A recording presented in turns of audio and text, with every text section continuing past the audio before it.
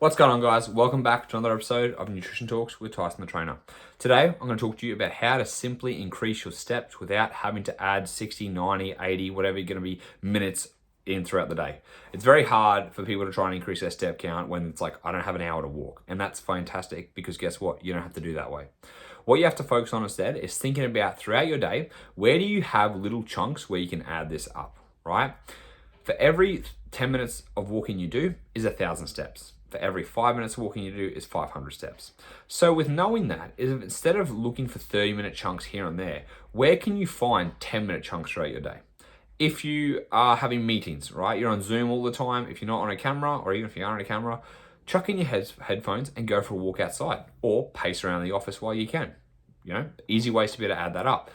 Not only is this good for while you're working, it is also going to help break up your sedentary lifestyle.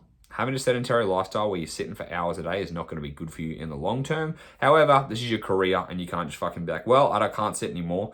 So what are you supposed to do? You get up and you have breaks to break up your long-term sitting. And like I said, when you can at work, to find 5 or 10 minutes is a great idea. If you have a stairwell in the office, go and take 5-10 minutes every 90 minutes to just walk up and down the stairwell, right?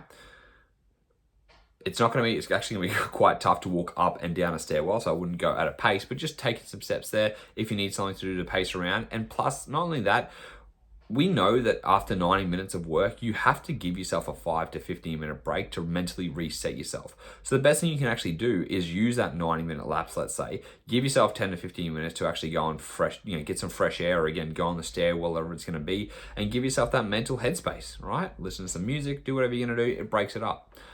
Apart from that, what else can you do? Can you get off the train one stop earlier before your destination, if it's realistic? So on the way home, if you can get off a station earlier and it's an extra 15 minutes of walking, fantastic. If it's the same thing, when you get into work, you get off one station earlier and it's an extra 5 minutes of walking or 10, whatever it's going to be, something small is going to add up, all right?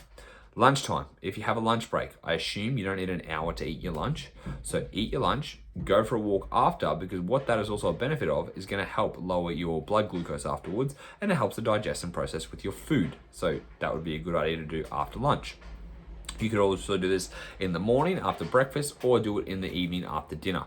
Just helping with that food digestion, so you don't have to go on a very quick walk or a fast-paced walk or anything like that. It's a slow walk, just to get the body moving overall.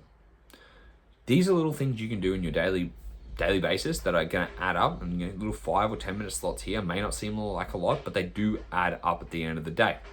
Not only with this, think about when you're going to meet up with friends on the weekend for a coffee. Do you have to sit down at a coffee shop, or could you get up and go for a walk instead?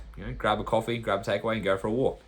Go, walk around, look at the beach. If you can stop near a beach and go for a walk, or a park. So there's so many opportunities that you're able to actually go and move with friends, with family, at work, whatever you can do to increase your overall step count.